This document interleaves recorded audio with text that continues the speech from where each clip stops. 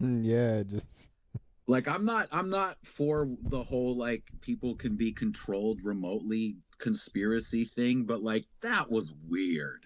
it was. And she sounded so weird.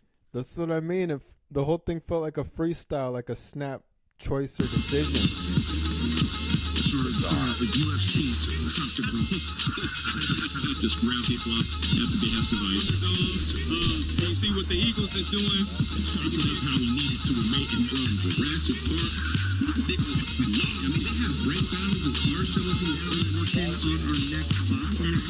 Right, Harry. I was the first one to record Darnell. I felt like I woke up the next day and I was like, hey, I'm not everybody in there. We need it. I know. Yes, indeed. We're back at it again. Launchpad edition from the Isles. Sure. Build and Destroy show. Make sure you hit that subscribe button. Don't cost you nothing. Wicked meticulous. May Dolly sitting next to me in high rise with the tack sonic boom trajectory beanie. What's good? Live and direct. What's up, y'all? Yeah. It's good to see you guys chilling over there together. I came by. I went by to pick him up, and he was in his pajamas washing dishes. Still him. Still him. Good. I love it. Still him in the PJs. Got still on winter break. No work. Doing all the domestic housework list, not crossing things off the list I can. No, I feel it. I just been out here, man. I'm out here on the peninsula. Y'all know. How's that weather? We out Did at you get Caroline Beach, just getting frigid out here. It's 32 okay? and below. It was probably like 27 when I Okay, got up so this it's morning. the cold settled in. Yeah, it's here. The rain and the wind storm has moved on to the coldness. Yeah, now we're feeling like what December used to feel like, but now it's going to happen in January. Mm-hmm. Mm-hmm. Like now that Christmas weather is going to come. So it's kind of delayed a little bit, it feels like. When we were growing up, though, January was cold. January was worse than December. It was. So I mean, I still remember white Christmases, and now like our white Christmas comes like probably February and March sometimes. for real. It's like goofy. If at all. I told you my theory. I think it's going to come super late this year. Me too. Snow. Shoot. It might be April or May. Just out of Mm-hmm. the blue. Got his mic up. Look, I didn't write down the damn topics. I put them in the damn description. And didn't write them down. But I remember, before Cam left, he had brought up you had brought up what you were told as far as publishing and ASCAP. yeah, the ASCAP. Mm. Oh well. And didn't capitalize on it early, like you said. Yeah, it felt like a Bitcoin situation where You're not registered on that? no, and I was told that when I was probably 16 or 17 by Ghetto Yeah. Baby. And I'm on one.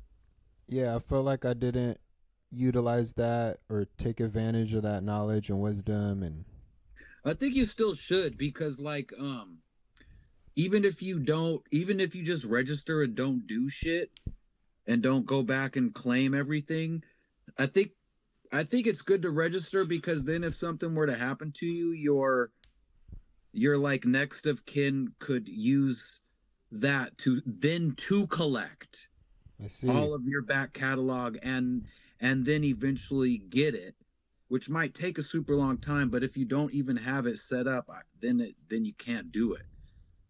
So it's like insurance, you know what I mean? I see.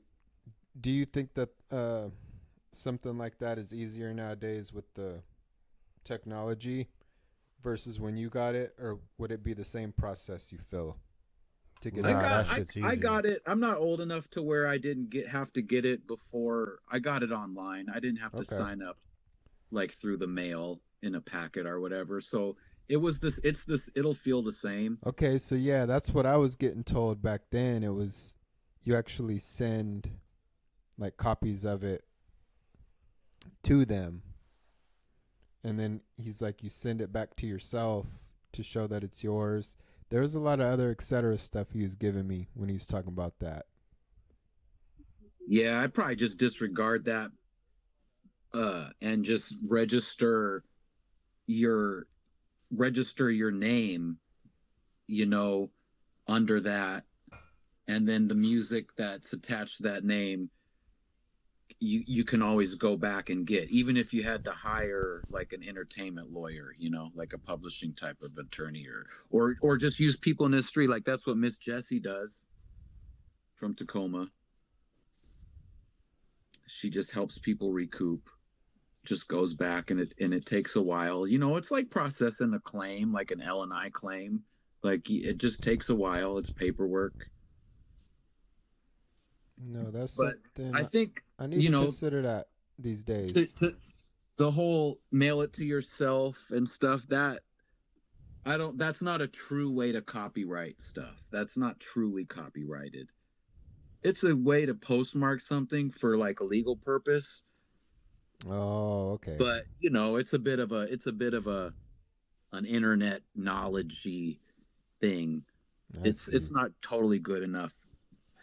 But you know, so I wouldn't do anything major that way. No, that's something I'm definitely going to consider after all these years. I just, Especially your SoundCloud. yeah, it's, man, there's a lot there, and I always considered it just, this is for the public, this is for public usage kind of thing. But after listening multiple times to my own page, there's enough gems there to be able to put a value to it. It's not just a throwaway thing. It's something that could be held and cherished, and it has a lot of good replay value. And a lot of it is so personal that I do gotta kind of get something back for that, for spilling that kind of guts, spilling all the guts, and being vulnerable in that way. Yeah. So 100%. what you gonna have to do is check and see. I'm pretty sure if SoundCloud didn't already apply ISRC number to your songs, you'll have to manually do that. Okay. Wicked with the online real-time research. Hey, I got another topic. I heard No His ID brain say is online. some cool shit about AI art that I know Wicked would like to hear. Go ahead. He said, all these people that think is cool with AI art, he was like, why don't you just put some fake legs on somebody and just let them win the 100-yard dash, if that's what you like. Nobody wants to see that, of course. Yeah. Nobody wants to see robot legs battling for who, you know what I mean? Yeah, That's not what humans do. So I just thought that was such a good way to to put it, you know, like you think you're okay with allowing it in one arena, but really it's probably not a good idea. Because if you're cool with that, then yeah, just cut off a quarterback's arm and give him a robot arm and have it all AI to where he literally won't throw an interception. If that's what you're cool with, then be cool with that. Yeah, I feel like AI is like a digital gateway drug. Like you can't indulge without getting immersed. Like it's gonna lead to more and more. Like at first it was just an innocent thing, and now it's like, well, now what if we could just do the whole movie like this? What if we could do the whole album? And it just started off as an innocent little thing. Like, what if I can get a little Autobot to generate this stuff for me while I'm away. And now it's how can I figure out how to have this thing just do me? Yeah. Do me for me. And in the end, you don't really want that. You don't really want to see an NBA player with AI legs that's can do an unlimited amount of things. Where the parts are just replaceable like NASCAR. And so cool. What, humans don't play sports anymore? You're gonna try to cut humans out of making music or doing art or animation. Well, sooner or later they're literally get cut out of everything. But where does that leave your kids in youth sports and all that? That's what it hits home. Like, most people don't rap or don't sing. So I feel like the thought of them hearing like an AI song doesn't really scare them in their bones. But if you're an animator or an MC or a singer or a beat maker, or if you might be somebody who had a job that got taken, for then all of a sudden it's not like it hits different. I'm just picturing in my head, like back in the days when you had like action figures. With the one robot pop with the shoulder out. arm.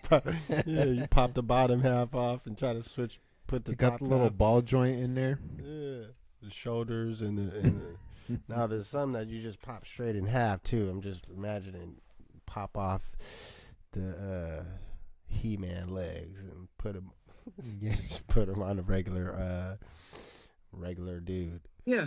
What's heavyweight boxing if we're gonna if there's AI arms? Right. Then it'll be like, yo, he just lost because his Then it's like, what his left company? arm Then it wasn't becomes what calibrated company? right. Yeah, and it's like, That's what Jax. company is the heavyweight champion? It's not a person. That's Jax It's for Mortal Kombat. what company designed the best arm puncher app Yeah. that downloaded into the fake arm? Yep. Who fucking cares, you know? So I thought No ID, that was a good way to think about it. Like,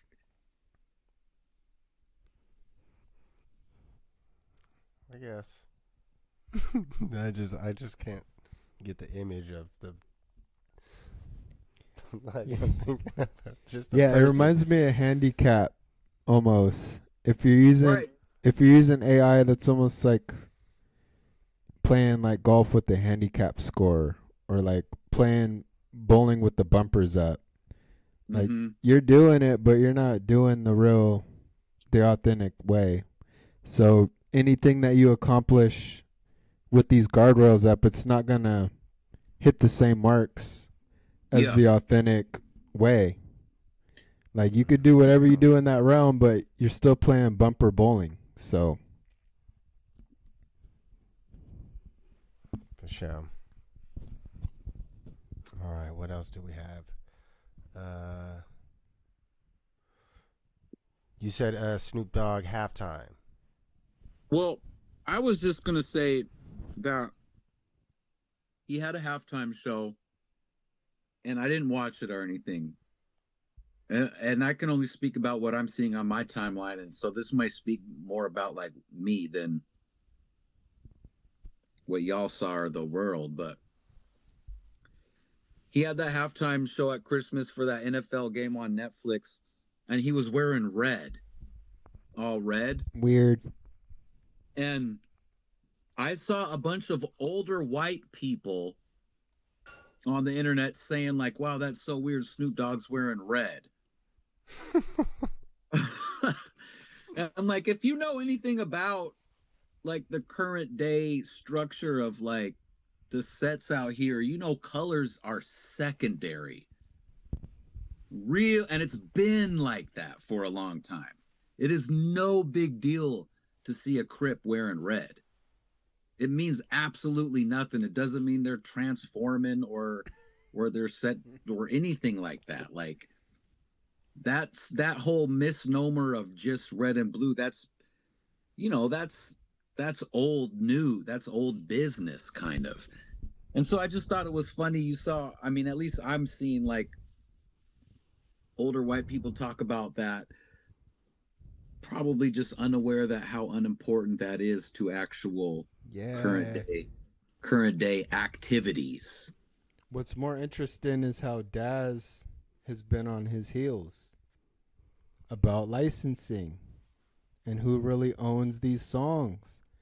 And that might could explain why Snoop Dogg has to do things like this. It might be why he has to do halftime or Olympics. Like, yeah, he's getting offered that opportunity, but it's a matter of like a lot of those he may have to take because he doesn't own the rights to these things that people perceive him to own. Daz keeps showing this paperwork. He's like, yo, this is my stuff. It's not what you think it is. So maybe Snoop is that person now. Like, he just has to look for outside licks. He just needs money. Yeah, because, Perhaps. well, I think that's a Pandora's box too. to like 'Cause, feed the machine, because I don't know how many people he has employed or what it takes for him to operate, but I'm well, sure like he's got to speaking of take that, licks. yeah, that's true. I'm sure he owes people money. But like speaking of that, I saw on my timeline even uh cocaine doing the same thing to Daz that Daz is doing to Snoop. Really? Know what I mean? Showing the papers and all that stuff. And saying you owe me money for songs while you're saying this guy owes you money for Showing the songs. proper. Oh, man. So it's just I bet it's just just from every level from top to bottom. So Death Row was just really that. It sounds like it was just unorganized. Like they were putting out bangers and succeeding in life, but they didn't get a lot of the little miscellaneous stuff really ironed out. Yeah.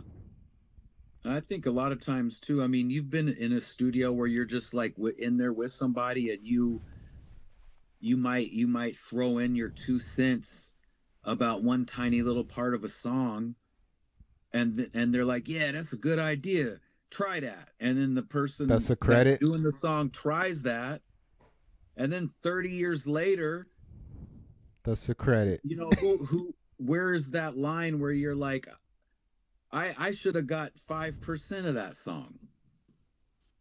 But at the time you didn't really care. So I just wonder how much of it is just a gray area, and it's really hard to quantify and actually make right. I don't like to see the family feuding. I know that. So I know. at the very least, I hope that I don't expect them to hang out every day, but I hope they can at least get past the point of airing each other out online. Yeah, Because I'd be feeling embarrassed for people. me too. I hope Daz doesn't need money so bad Yeah, that like he they Ray J already said it. Like crashing out makes money online these days. So if you can orchestrate crash outs or learn how to manufacture them, and a lot of these people create squabbles that when the camera's off, they're cool. Mm. So there's a lot of manipulation of the algorithm itself at the expense of human emotion and attention. Like we be invested in stuff that isn't real. It's manufactured feelings and stories. Nah, that motherfucker Daz, he made a lot of shit. He did. He produced a lot of beats, and Death Row's notorious for having motherfuckers not getting their proper credit. DJ Quick made hella shit, and Daz, I mean, he sued them and he won money like in the early 2000s. Yeah. So I mean, his shit is already documented through the legal system as far as him being owed, because that was like the back pay, and them songs still spin. So it's like I need my current cut. I can see why Daz is mad. If you look at the list of songs on the papers that he's showing, the amount of bangers that's on there, I could see if it was just random singles here and there, but the amount of absolute West Coast bangers that is on there, I could see why people have emotions. Some of the biggest songs ever. Yeah, I could see why there's emotions behind that on both sides. Like, it's a tug of war between songs that are they're beyond, they're out of here. Yo, but he knows if he was in there banging them, probably not even just making the beats, but actually in there recording with the artist. Like, hey man, I think it more stems from Snoop trying to swoop through and buy up the Death Row though, than him doing any swindling originally. It's him coming in trying to buy that name up, and it's like, well, my shit's not part of that. I think a lot of it too is like, I don't know much about, I'm not a producer, so, but it sounds like just from listening to the interviews that a lot of other producers actually produced the beats, and then maybe Dre maybe mixed and mastered it, or maybe, maybe sequenced it, or threw in a hi-hat, or polished it up, or did his super expensive, I got access to all this equipment, finishing touches on it, and took credit, and didn't always give credit to the original conductor, so to speak. Yeah, the only one that got credit that gave Dre input and material was Scott Storch. He gave the piano for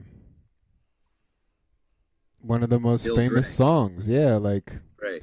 I feel like he's the only one that really got that visible credibility, while it was like Dre and him got to share that credit. And it's like, yo, if Scott Storch can get that kind of visible credit, then Daz should have been. People should have been knowing, like, yo, he played the keys on that, because they know that about Scott Storch, and it's fine. Like, it didn't take no But notches Scott off of Dre's belt. He still had to fight for that credit, though, right? Like, Dre doesn't just give it out. Yeah, like, a lot of times nowadays they just gotta straight release the footage. That's what I seen. They gotta be like, yo, this is me in that room playing on the keyboard. And now people love recording everything, so now that's how people be cooking themselves. Because it's like, yo, this dude was filming a documentary while the Chronic blah blah blah was being made, so you could say this or that, but when we play it back, we got one dude on the drum machine, one dude on the keys. Man, we can see it happening, regardless of what's on the paper. We learned that from Dilla with Janet Jackson, Got Till It's Gone. Like, Jay Dilla's not credited on that song, but everybody knows in hip hop that Jay Dilla made that beat. Yeah, that's obviously a Dilla beat. Yeah. The writers trying to steal credit. Look, what was the other topic we had on? We had like 3. Yeah, what else? I can't look. I know. The Adon Ross. And the NFL thing. Yeah. Puka Nacua. Did a bunch of like, I don't really know the details. It sounded like, I probably get it wrong, but it sounded like he did a questionable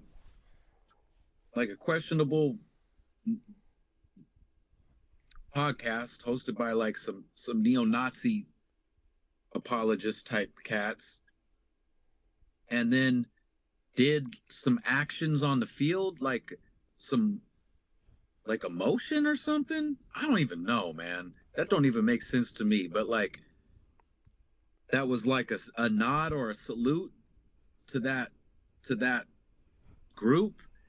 Yeah. and then made a tweet about the refs that people thought was like, you know, anti-Semitic or whatever. And then, and I don't really know all the details, but it just made me think about how, like, you don't really hear about NBA players doing that. And then back in the day when I was growing up, there might still be a baseball player that was still kind of rednecky, like John Rocker or whatever, or that might say something. But nowadays, with just baseball being so international, like the majority of people on a baseball team aren't even English speakers. They're from the Dominican and all over. Baseball is super international now, and it seems like football, even worse than hockey, just has like this rednecky thing going on.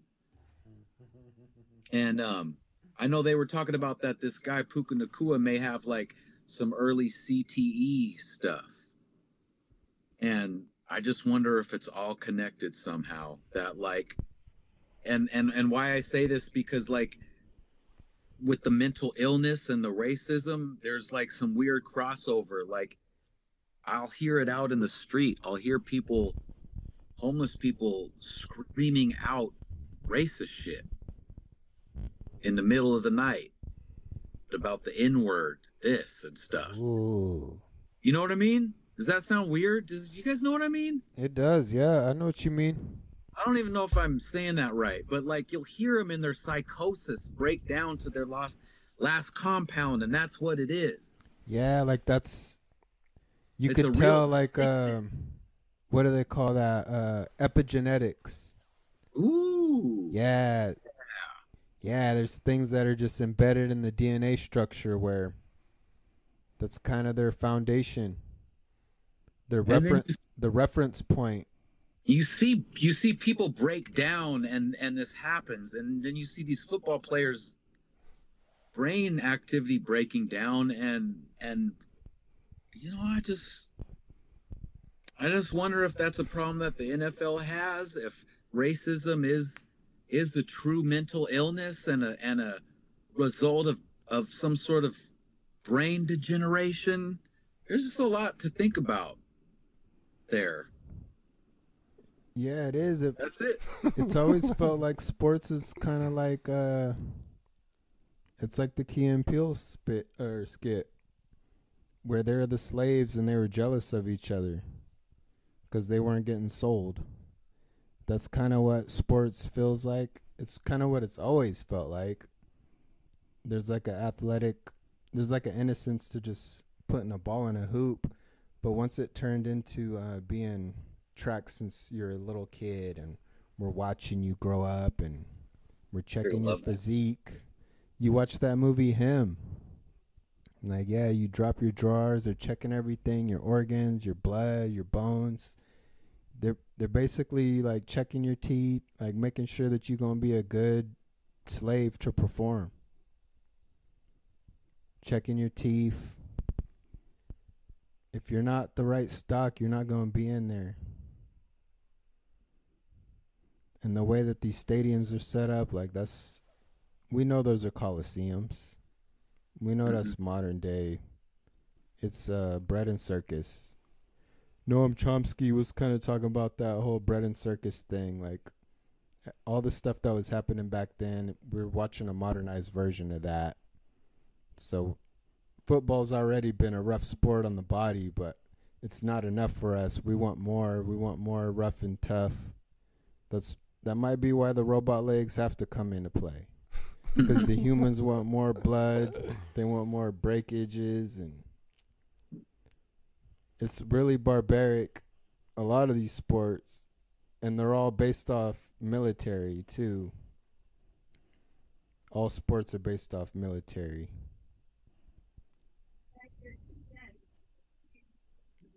He said we're gonna need the robot legs. Yeah, people be wanting to see blood, man.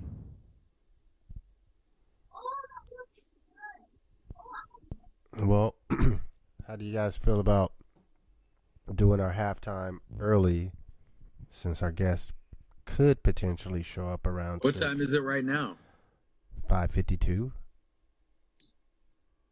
Yeah, that could work. I'll send him a message during the break and see how that's coming along. I think maybe we can go. Do we have a short topic? Yeah, 21 Savage. I know he's trying to refine his original messaging of F the streets.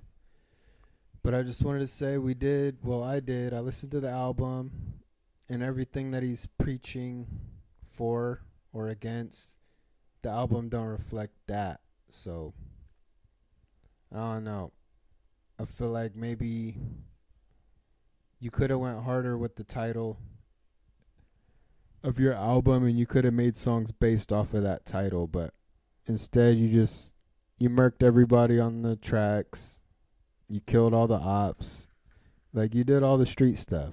So if it really is F the streets, try to make songs that help convey that too, because it'll help people have mixed messages on what you mean.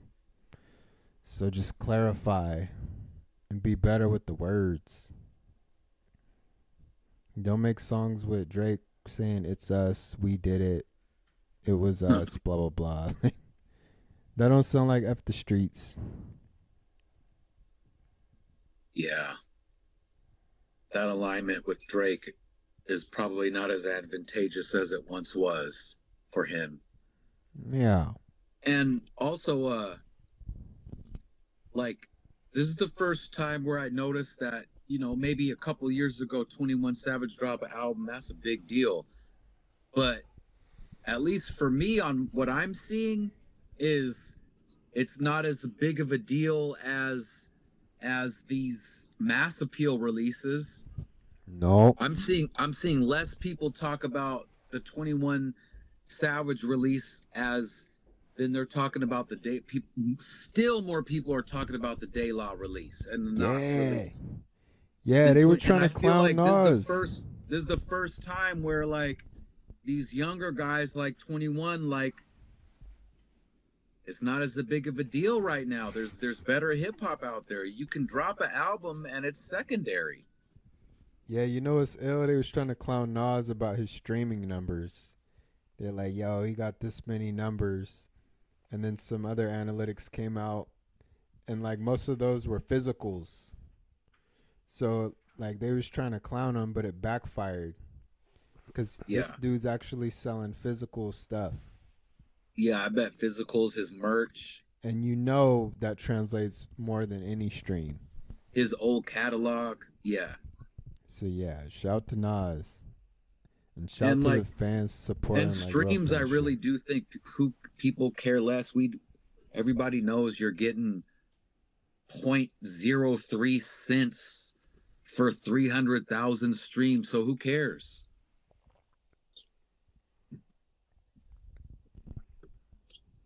No, that's definitely. Man, I get my thoughts on 21 Savage thing is compounded by the use of bottery. And this ain't a shot at anybody, but like the only people doing a stream is like a bunch of little kids at home streaming like the Wicked soundtrack. So people like Ariana Grande are getting a lot of streams. That really doesn't mean any. That's what that means to me. Well, besides that, they didn't get a lot of streams either. As far as 21 Savage, yeah, they was botting it up, trying to boost them numbers. So yeah, if it was a flop or what people consider a flop, maybe that's why he's doing this campaign. Because again, maybe working the algorithm and getting online engagement may help him break even. Like maybe you need the social media presence and the hits as much as you need the streams.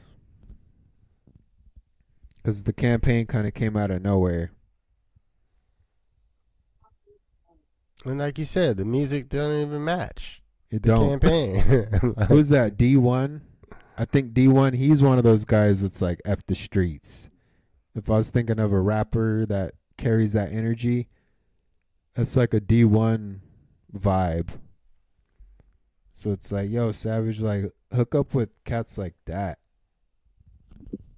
That actually going up to radio and freestyling about that. Like, do it like that. It'll resonate. It'll say so much without you even having to explain it. All right, John Crown said he's pulling up to his house, so he can get on in a second. Cool, All cool. right, well, we're gonna go ahead and hit the halftime music. Cue it up. Boom. Build and Destroy show. Tap that subscribe button. It don't cost you nothing. Is it? We're gonna take a 10-minute music break. Hey yo, when I put my foot on your neck, I'm gonna keep it there. All right, hell yeah.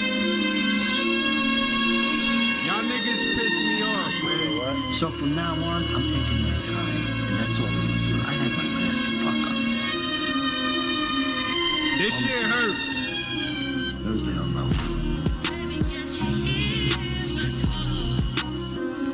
Start making trouble. You're gonna fucking shoot somebody for Christ's sake. And I don't want that. There's no reason for that, you know? Got slaps like E Honda, self-esteem charger. Helpless deeds help me grieve stronger. Belief and honor keep me calm with the harmers. My literary styles like crop circles, the farmers. Spiritual body armor on, my arms are long, detachable attachment. Hurt your ass like a flat pinch. Introverted outcast on a blacklist. Y'all whitewash the game and back twist. The magic of a mishap's miraculous. Keep my batch of energy and symmetry with classics.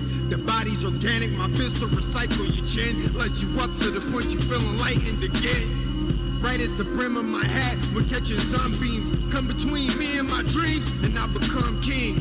Drum beam with the dumb scheme to become another one of one thing or something. What thing? I could do more for you than what you could do for me. I could do more for you than what you could do for me. I tried to tell her. I could do more for you than what you could do for me. I could do more for you than what you could do for me. Oh, tapping out metaphors and Morse code. Little goes a long way, like decadent morsels. Incredible core show, banging out the killer meters. I keep it cold when I'm still a heater, killing speakers. If I see you on the stage, I'll throw you off the shit. Duck Dynasty's on my patent, on my esophagus. If the pit is bottomless, then why I gotta miss it? Honest logistics keep me from profiting off the business. I only speak to Tommy when the clip is in. Neutering y'all nigga styles like I gotta clip it, yo. Propositions got me popping oppositional. Clap you and cooking your belly flopping on the kitchen, no. Spill your cup of noodle for the bucks as usual. That's just that and when fake humans are using you. I die with the dialect of a hating vet. You ain't never held a string instrument, nigga, try to fret. You don't know the pristine predicament that my mind affects. You ain't never did multiple drugs for a combined effect. I'm a nuisance trying to find a net. If they're out of Stella, then I'll probably bite it back. Wind the clay. I could do more for you than what you could do for me. Stupid. I could do more for you than what you could do for me. I try to tell them that. I could do more for you than what you could do for me. Start making trouble. I could do more for you than what you could do for me. Darling.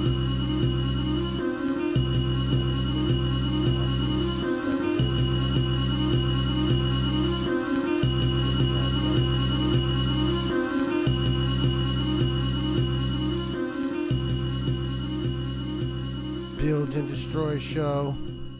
Hit that subscribe button. Don't cost you nothing. Don't jump in the water if you can't swim. You gon' either be a shark or a fucking fish. Real shit. Can't nobody fucking with this.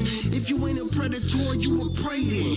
Don't jump in the water if you can't swim. You gon' either be a shark or a fucking fish. Real shit. Can't nobody fuck with us. Never lie, we concrete certified. Told you we selfish, you better wait in a low tide. When we ride, it's like an old school drive-by. You on the corner slipping, we hit you from the blind side. My mind gone, AWOL with my team, right or wrong. If one feels disrespect, then you know it's on. We BAD, highest grade in the dispensary. Fuck the TBD and free my niggas in the county. Still remember the okey doke, how they did Kinlow. Cops more crooked than scoliosis on old folks. Swerve, William Bagby the third. We got you on tape, snitching every word. But we never break a pin. All day we all in. Real talk, we land sharks, you never seen the fin. Open the scene from Jaws, a bitch trying to swim to get snatched to the bottom of the ocean where it gets dim. For our family, you din. We get to shaking and shredding till there's nothing left of him. Build and destroy. I got an ink in my skin to prove I ride and die for my family within. Now who want what? Let me sip and get drunk. Then get on my Marvin Hagler and shatter you guts. Hello. You been target practice from jump. So when I catch you in the scope, you know I'm gonna jump.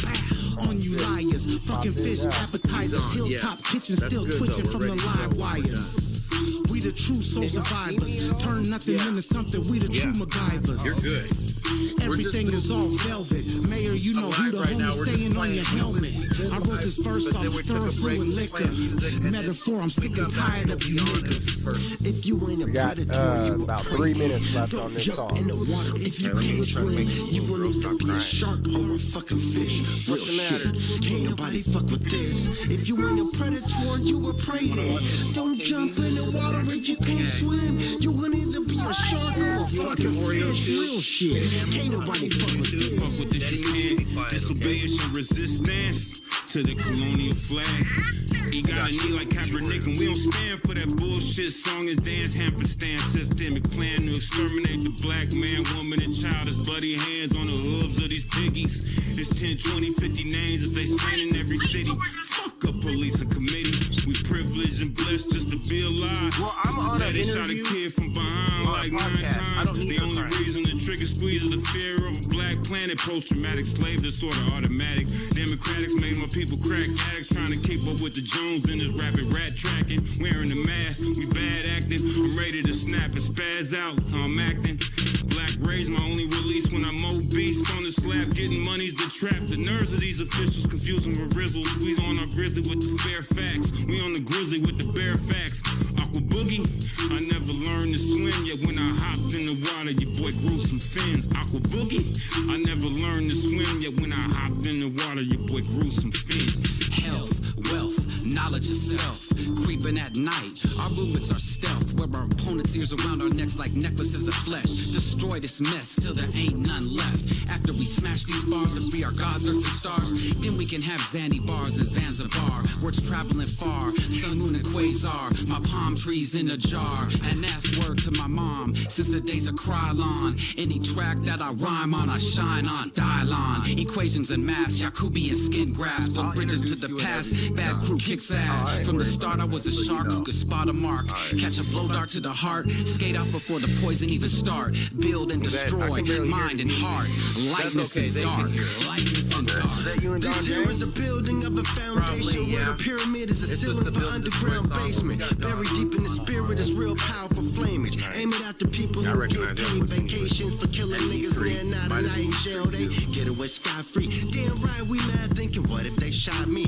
Grievances go to the local politicians. A few act like they listen but they all against it in the end. No, this ain't no cakewalk. We battling veterans of the oppressive system. And they don't take no days off. So we strategize and hit them in ways they can't stop. Gather local support for all your issues. But sometimes you get that mission, you can't even take your phone with you. The Stingray will capture you and your grandma's data instantly. Disable your Facebook, Snapchat, Twitter, and Instagram. It's still a mystery. The distance to reach is when it's real. Hilltop bad put low-income housing in the hilltop sub-area play by force of nature. Of course they hate us. They want chips like Vegas. We fight for freedom and liberation. True revolution starts with new ideas put into action. Celebrate and crack a smile after the whole castle's ours. Distribute resources equally. Keep a garden in the gap to protect the leafy greens. Attack the beast and relax with ceremonial feasts and gatherings at least biannually. If you ain't a predator, you a prey then. Don't jump in the water if you can't swim. You gon' either be a shark or a fucking fish. Real shit. Can't nobody fuck with this. Yes, indeed. We are back at it, the Build and Destroy show. after our halftime break, and we have a special guest with us popping in. If I can get this damn screen organized properly. Let's see if this works. Is it working? I think it worked. Yeah. All right, High Rise, give us the almighty introduction to our special guest. All right, ladies and gentlemen, hip hop fans and residents of Earth, we have one of Tacoma, Washington's finest, most skilled MCs and poets and just individuals of the culture, John Crown. He has a new project out. It's on all DSPs right now, right? Nah, it's just on. Is it still just Bandcamp? But still just Bandcamp? It's on YouTube SoundCloud. And SoundCloud right now. Okay. I was doing a soft release for the homies, and then it kind of went way further than I was expecting it to. But the album's done. It's gonna be on DSP soon. Good. So we got John Crown, ladies and gentlemen, here to talk about his new project and just his career. Word up. Thank you for coming. Thank you. It's my pleasure. All right. Well, what we basically do is we got me, Wicked Meticulous, and May Dolly on here, and we usually just do a couple of rounds and go around and just take turns asking you questions about you and your art, and we like to go deep and get nerdy about it, you know. Yeah. All right. You aren't just gonna ask me about who made the beat? We might, and we do have May. May is our in-house producer, and he may talk about that. And I do love the music on the new project, but I love it too, man. I was thinking maybe Wicked. I know you done a little research. Would you like to start? No, we can keep our normal order. Okay. All right. Well, then just go ahead and introduce your new project, and we'll just get that out there and give it, name it and talk about it however you would like. My album is called Please Don't Spill the Bourbon. It's a collection mostly of pieces that I wrote without a beat while I was going through my divorce and custody issues. And, I started writing poetry when I was 9 years old after my Aunt Shelly was murdered. So it's always been an outlet. I haven't done a show since COVID, and I haven't made music prior to this, like a year or two before COVID. So I wasn't doing it to make an album. I was just going to my best friend's house and getting stuff off my chest and being creative and leaning on something that gave me a lot of joy in my life when I was going through a hard time. And this is what came out. And I wasn't, I've been out of the loop for a minute, being a hermit crab. So I'm not really, I wasn't really looking to put out an album or be John Crown anymore. And everybody keeps telling me, this is dope, put it out. So here I am. Hell yeah. That's ill. You brought that up. That's what I was going to ask you first off, John Crown. I was going to ask you, are you one of the artists that lets the beat kind of tell you what to write to, or do you just formulate those words and then you wait for the music and then apply it to that? That's kind of what I do, but a lot of people, they listen to the beat and then it kind of steers them to write. Normally when I was making music, I'm horrible at if someone would send me a song, like, we need to get on this song. It could be 6 months from now. I'm not going to write more than 4 bars. I normally have to do all this stuff in the studio. But what I was going through in my life, like, it was a easy thing for me to use as a distraction. Right? I could be thinking about all the shit that pisses me off and has got me in all my emotions, or I could do this thing that I'm pretty good at and distract me from that. So I just started writing in my phone all the time. No beat. And then I go hang out with Zach. He's my producer. He's made the last 2 projects that I made. My Best Friends Don't Have Feelings and No Lanes. He's produced everything on this project and the last 2. And we would just be downstairs hanging out, venting about life. And he'd be like, I know you got some stuff in your notes. And then he'd turn on a beat and I'd just go in there and we'd pick a beat. I wouldn't write to it at all. And I just go start trying to record the stuff I had already had written in my phone. That's ill. That's why a lot of it doesn't sound like it's to the beat, and my cadences are all over the place, and it's kind of jazzy in some places because I felt like the words were the most important thing to me. No, I love that. You're the first one that has brought it like that. I resonate with that style. That's a lot of what I do. And yeah, I just want to thank you for that, because that's at that point you're Miles Davis. Thanks, man. Yeah. There's no rules. There's no rules in making music, man. And it shows that when you're writing, you already have a default timing. Like you have a metronome already without music. Oh yeah, I could run a marathon on a metronome. So yeah, that's. Thank you for showing the skills of a writer.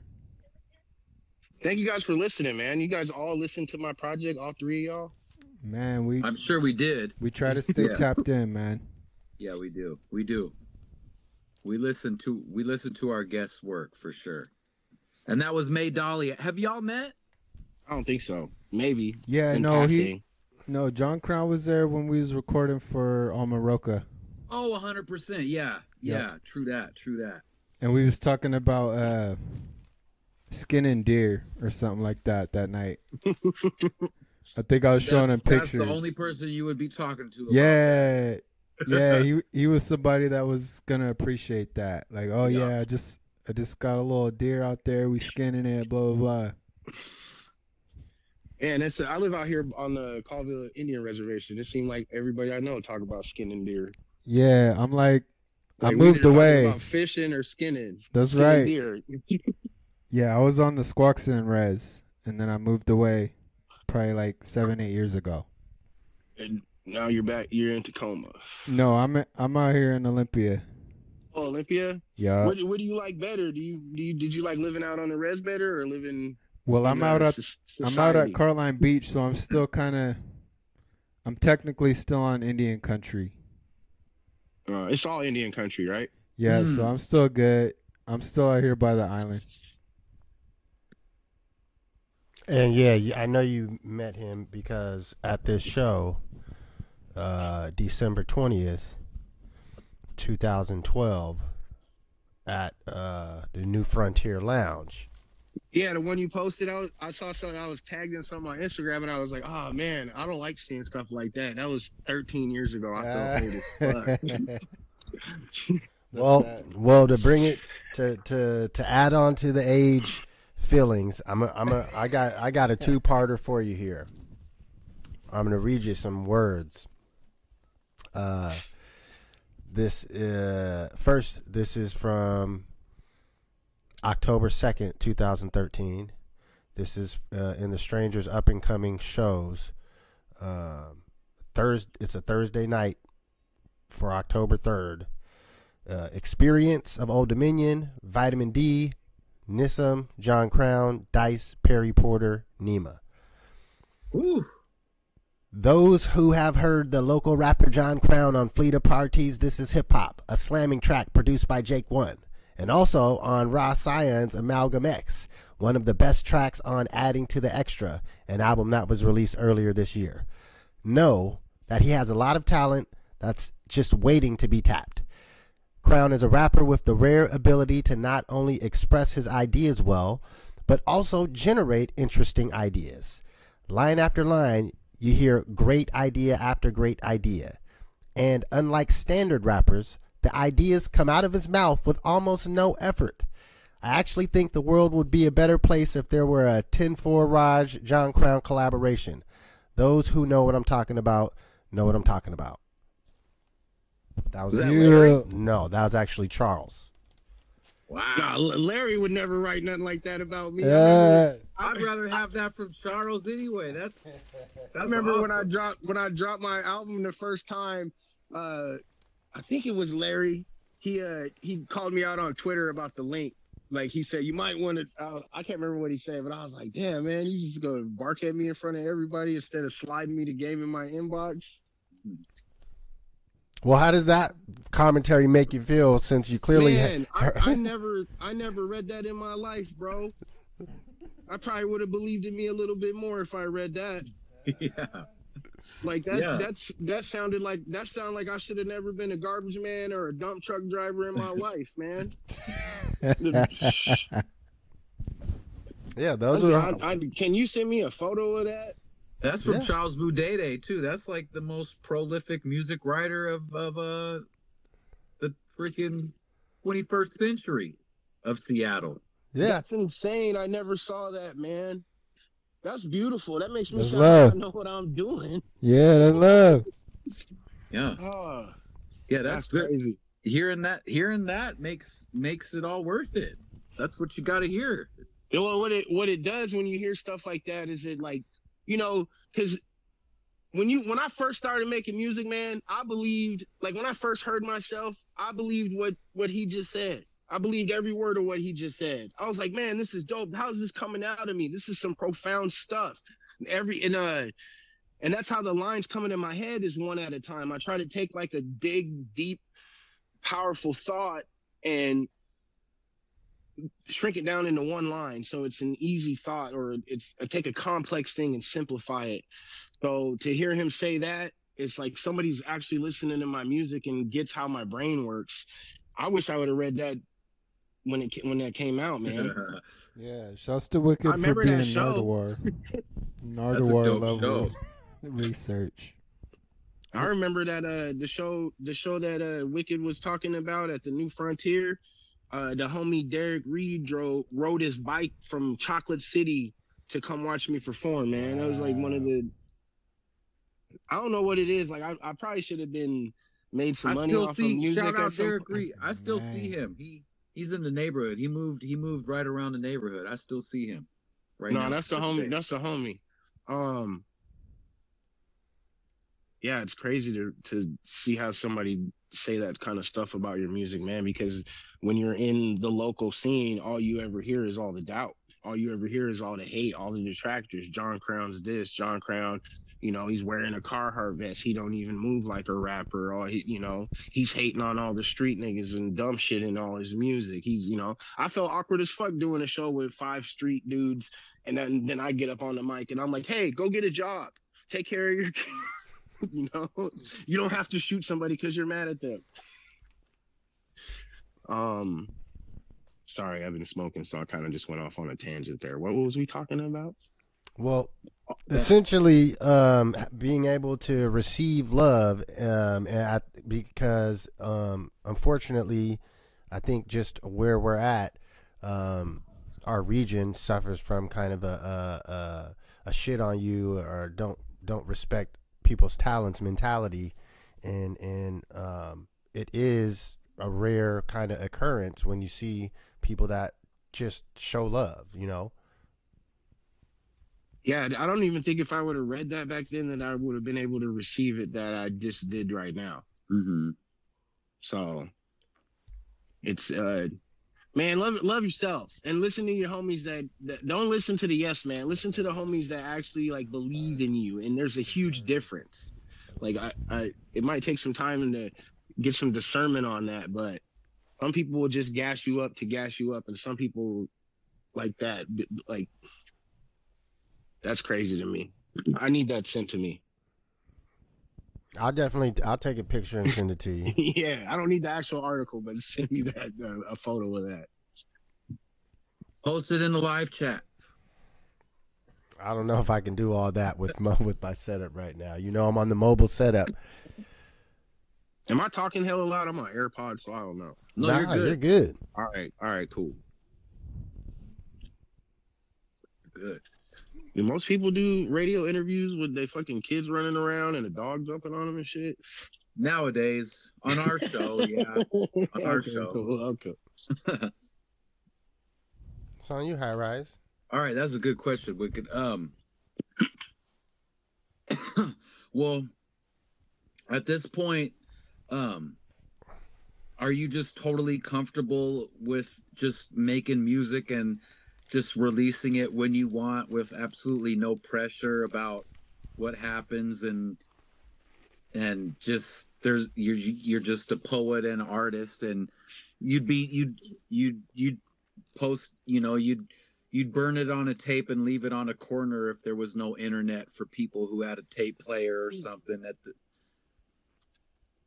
You know, it's a it's a funny thing about love and loving something, right?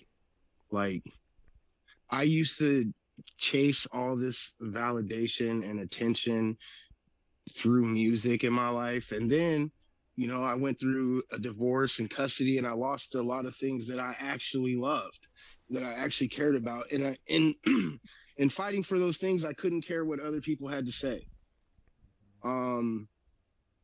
That made it to where letting go or not listening to what other people got to say about anything else in my life is a whole lot easier. So I do not care about anybody's attention or validation in the music.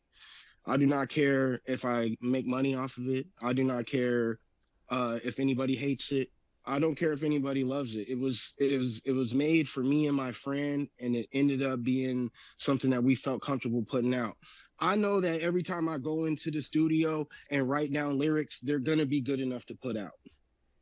That's what the gift that the universe gave me. I'm emotionally reactionary. I got a big fucking mouth. I got all kind of things that I need to work on. I think we all do, but one of them is not the microphone. One of them is not my poetry. So no, I don't. It's going to be a lot more stuff coming out because I don't care if I get famous or there's not the what are people going to think. That doesn't exist in my head anymore, because when everything was falling apart and everything was going down and it was all crash and burn, John, nobody had nothing good to say to me. Nobody had any real encouragement. All they had to say to me was, you're crazy. So I quit caring what people had to say about anything John does. Yeah. You can hear it. That makes for good music and a good release. It does. I don't know if that all just made sense right there, but that's in my head. Like all that shit. I was depressed, man. I was sad. I went to therapy. I was, divorce is hard. Like losing your home. Like for 15 years of my life, I came home to kids every day. When I didn't want to go to work, I saw them at home, and I was like, oh, I got to go to work. And then to not have that like purpose anymore, it kind of shifts the focus on what your other purposes are and what they might mean to you. There ain't no bunk beds and caskets, man. You got to stop worrying about what other people think. Yeah. I was going to ask you, man, when you've always had the good witty lines and you've always kept your wits with you no matter what happens, was that something that you decided to employ in the music, or is that just who you've always been? It's just, I was raised by old white man, Depression era, World War II vet from Claremore, Oklahoma, and he had all these witty sayings all the time. And it's just kind of how I talk. In the old country music that I listened to growing up, they had clever, witty lines. My favorite poetry, Langston Hughes, Etheridge Knight, like the stuff that I dove into when I was young, they were clever. Like one line out of a whole poem, it could have been the whole poem. Yeah. You could have deleted everything else out of, but that one, like, so I always tried to write like that. Like, what if, and I always keep in the back of my head, like, what if somebody heard my music in a car passing by and all they got to hear was one line. I like it. So I've always tried to write my lines like to where you would want to, hey, that one line was dope. That one line, and then you string enough of them together. It's hard for me to listen to raps where they, take the whole verse to make one point. No, I feel it. No, that's what I like. Bro, you could have made seven points already. No, that's what I like about you, man. You figured out how to say the most you can with the least amount of space. So again, that's just it. It's good signs of a pure writer. Yeah, thanks, man. Yeah, you know how to take advantage of that limited space that we have as rappers. We got those bars, and they kind of confine us, but you find ways. Pass that message on to somebody that can give me a big old check.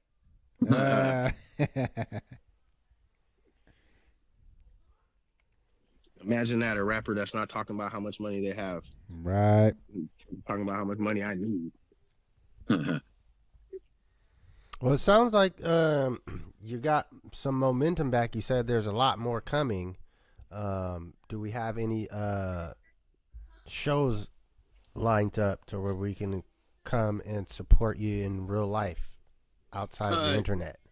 Not right now. We're working on that. I got Dylan Greenwood coming out here next week. We're gonna shoot a few music videos and some content to put out there to keep momentum and traction and shit while we roll this out. But everybody can go listen to the album on YouTube right now. I know it's not. I mean, Nipsey Hussle released the album that was $1,000, and everybody waited until regular folks to listen to it. So hopefully, you guys will bear with me and go to YouTube right now. Well, we on YouTube, so we'll make sure we find the link and put it in the comments of this video, so people, it'll be an easy checkout. Hi, Rise, back to you. Yeah, for sure. Well, I know when I first met you, it was on a poetry tip at open mics, and it was a long time ago. And and I know you've kind of existed in two worlds, in Tacoma and out wherever out in the country. Is it Montana? No, I live in Eastern Washington, bro. Yeah, but when you were a kid or whatever, is that I grew up in partially in Minnesota, man. Yeah, okay. I knew it was an M thing.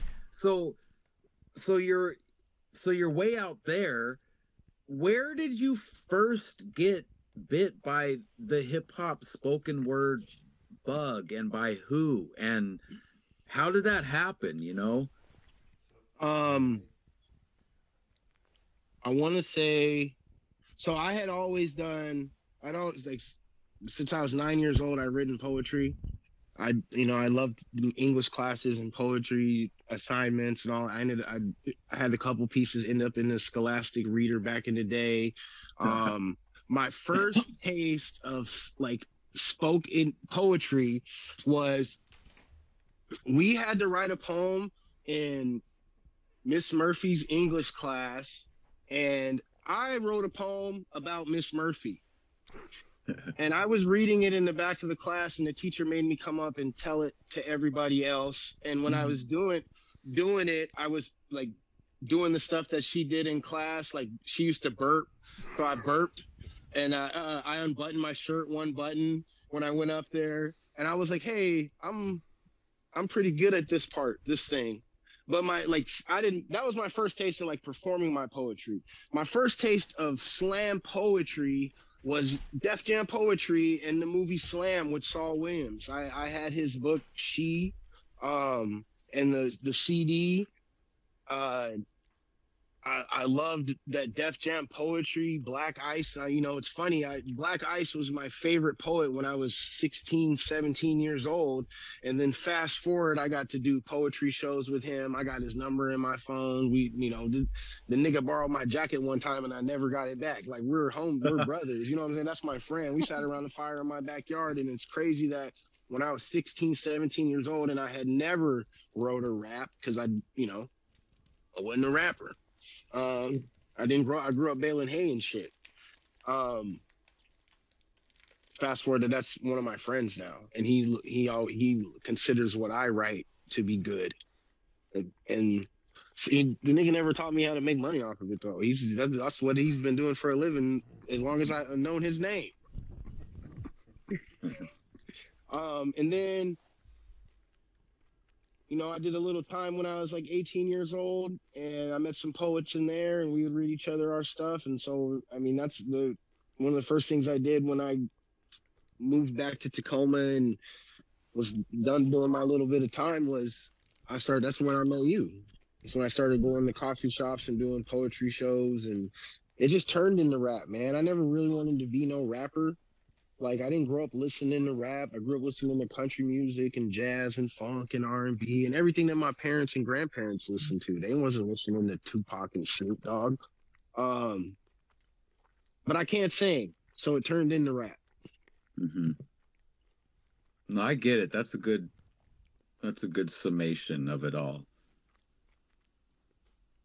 I've always been a little writer, man. My aunt Shelly, when I was 9, was murdered by her husband, and it was a closed casket funeral. My aunt didn't want us to, or my mom didn't want us to go, so I sat down to write a letter for my mom to put on her casket or whatever, and a poem came out. Mm-hmm. I had never written a poem. I don't remember reading any poetry besides like Dr. Seuss books and shit like that. So some people can live their whole life into their 40s and then they pick up a drumstick and they're that's what they were supposed to do their whole lives. I found it when I was 9. Yeah, it's just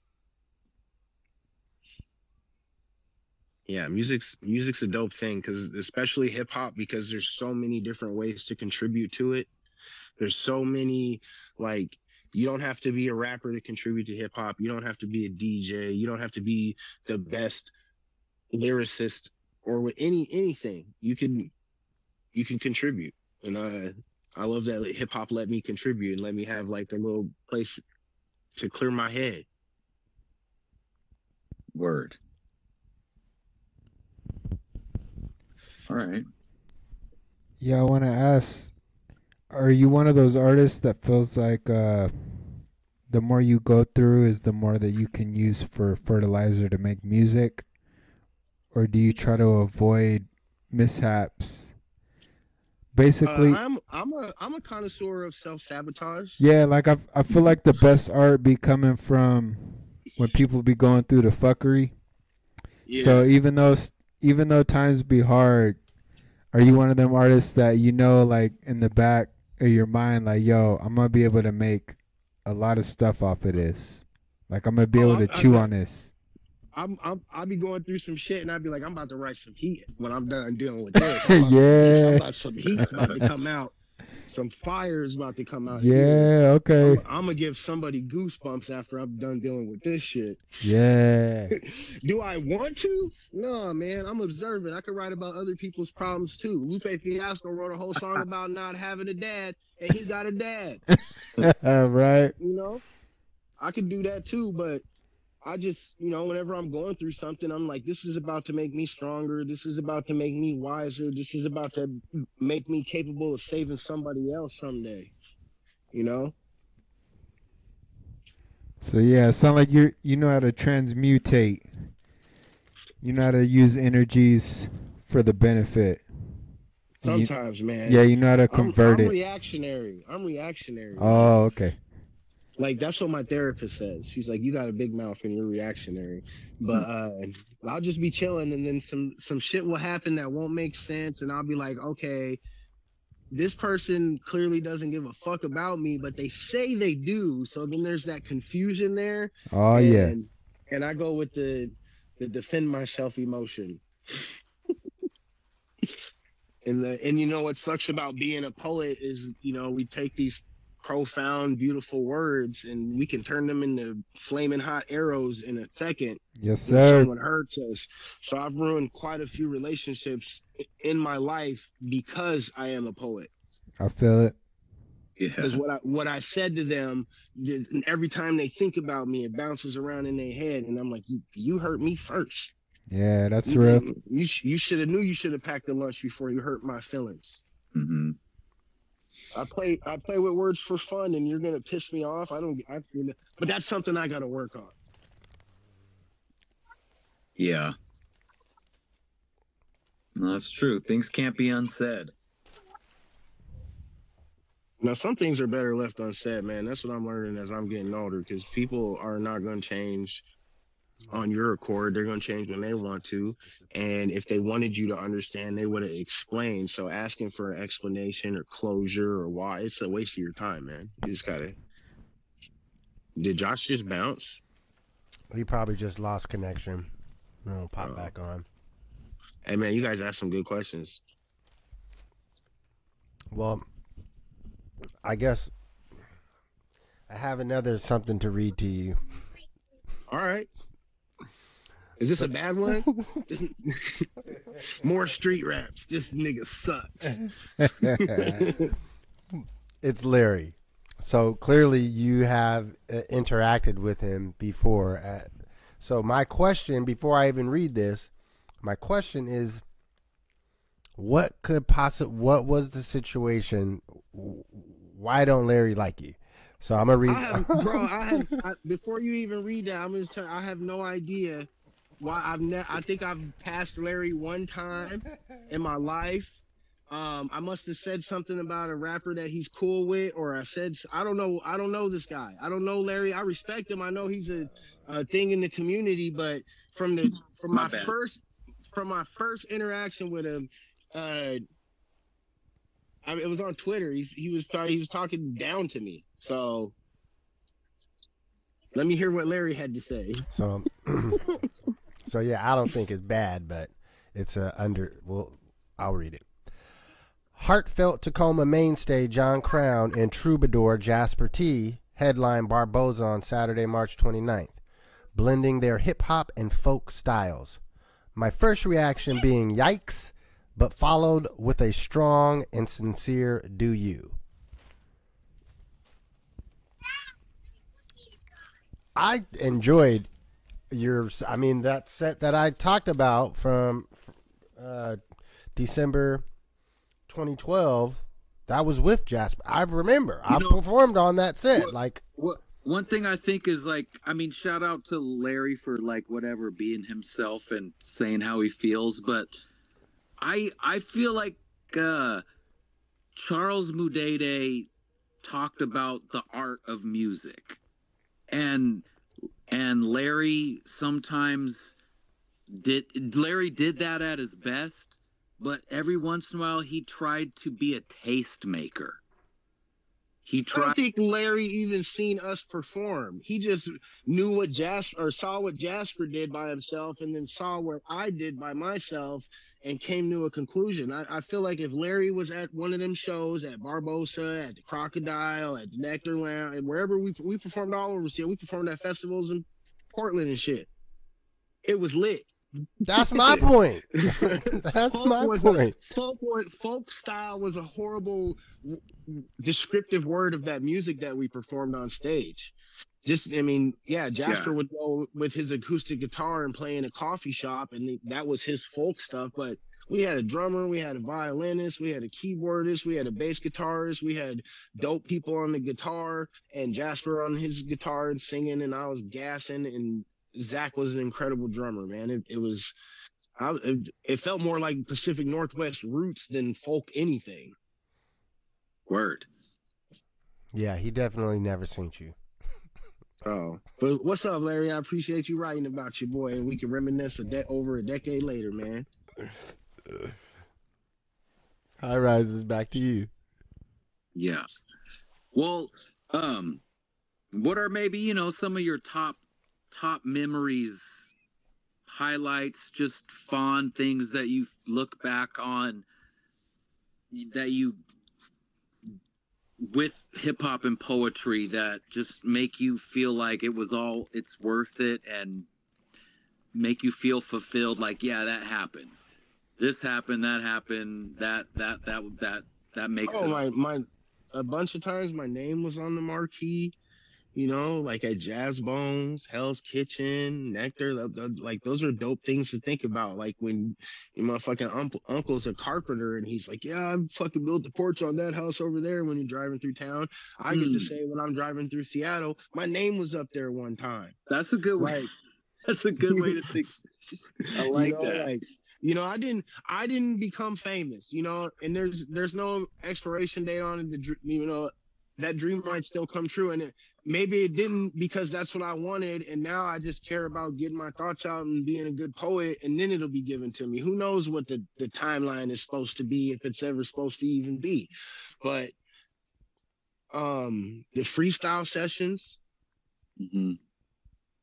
I got, I miss a lot of people that I ended up not being on good terms with. I miss a lot of rappers that I had some dope sessions with and some dope conversations with, and then our egos got in the way and we not friends no more. But if we ever freestyle together, if you ever hear this, I'm not gonna say no names, but if we ever freestyle together at my house, at your house, and we not friends no more, I miss you, nigga.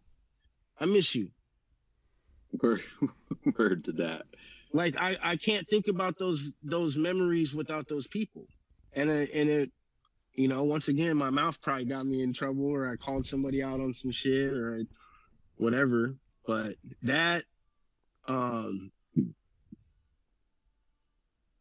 and I found music when I was younger, and I didn't end up going crazy because I got to get a lot of shit out. Like if you've listened to my music, it's very vulnerable and introspective, and I say a lot of things that a lot of artists probably wouldn't say because it's like very self-revealing. You know, I'm not the hero the whole time. Yeah, man. Talk about the freestyle, like how fundamental that is to the writer, poet. Talk about how much stuff don't get recorded, like Oh the man. fire freestyles that you get off when you write into work.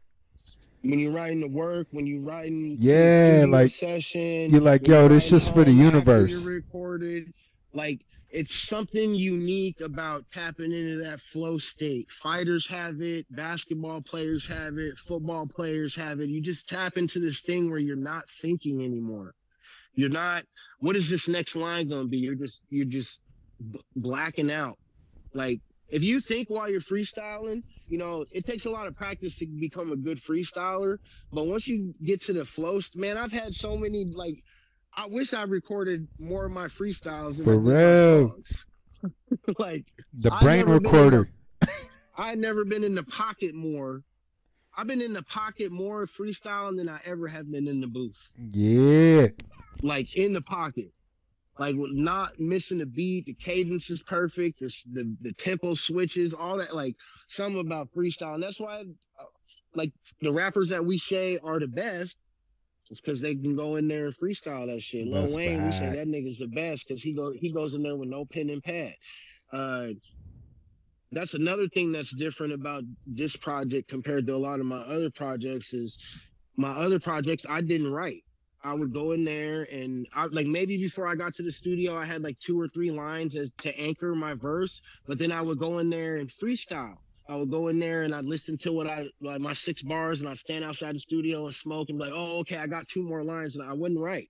Like I hardly ever wrote on all them the whole time you knew John Crown back then. I hardly ever wrote anything. And then this was the opposite. I wrote almost all the stuff before I ever even heard the beat. So So there's yeah, so many different ways you can approach it, man. That's if I could give any artist, like young artists, any advice is don't get locked into any box. Don't lock yourself. Try everything. Try writing everything out. If it ain't working in your phone, go get a pen and paper. Maybe God wants you to touch everything, all your words for real, for real. You know, try freestyling songs, try singing, try everything you can, man, and don't worry about perfecting any one song. Move on to the next song.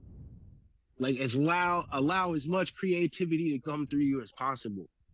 so just be a channel and let yourself channel through different ways. Yep. Okay. You guys know. You guys are all. I've been in ciphers with you guys. For the listeners. Well, High Rise, why don't you give us a closeout question to end our show All for right. today? Well, let's just do a fun one. Let's get John Crown's top. I don't like to say top 5 because whatever. If you say 6, I don't care. If you say 4, I don't care.